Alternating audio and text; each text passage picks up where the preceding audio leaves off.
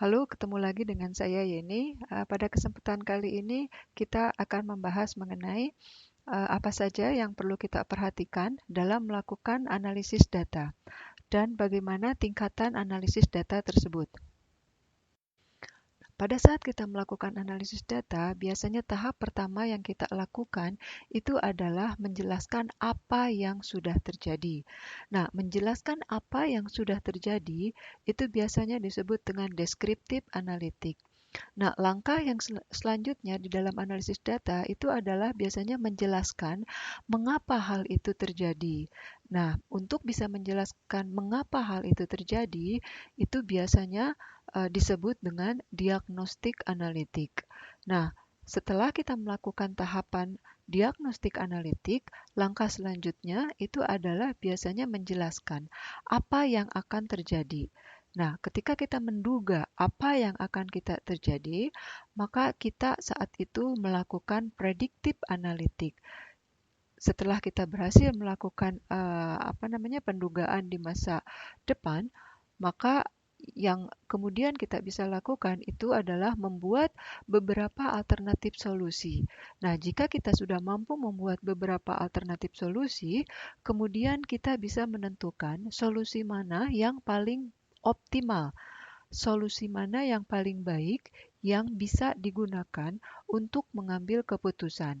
Nah, apabila kita sudah mampu melakukan hal tersebut, maka itu berarti kita sudah melakukan prescriptive analytic. Jadi, di dalam melakukan analisis data, itu ada beberapa tingkatan. Jadi, dimulai dari descriptive analytic, kemudian diagnostic analytic, kemudian predictive analytic, dan yang terakhir itu adalah prescriptive analytic. Pada bagian ini, saya akan menjelaskan mengenai contoh beberapa pertanyaan yang seringkali ditanyakan di beberapa perusahaan yang terkait dengan analisis customer atau analisis pelanggan. Nah, beberapa pertanyaan ini dapat kita selesaikan dengan menggunakan analisis deskriptif. Pertanyaan yang pertama misalkan, berapa banyak pengeluaran yang dikeluarkan pelanggan dalam periode promosi? Kemudian jenis promosi apa yang membuat pelanggan tertarik? Kemudian kapan pelanggan banyak membeli produk tersebut? Apa dan bagaimana perilaku pelanggan selama masa promosi? Dan kemudian bagaimana segmen pelanggan di pasar dan seterusnya. Nah, biasanya analisis pelanggan itu bisa diselesaikan dengan menggunakan analisis deskriptif.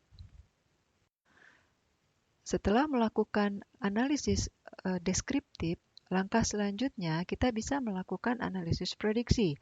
Nah, beberapa pertanyaan yang sering muncul gitu di perusahaan dan dapat dijawab dengan menggunakan analisis prediksi, itu diantaranya misalkan berapa sih revenue atau keuntungan yang akan dihasilkan selama puncak promosi yang akan datang. Kemudian produk apa sajakah yang potensial untuk menghasilkan keuntungan yang besar. Dan mungkin pertanyaan lain lagi muncul, produk manakah yang akan disenangi pelanggan? Produk A atau produk B? Kemudian muncul lagi pertanyaan, berapakah peluang pelanggan akan mengunjungi toko?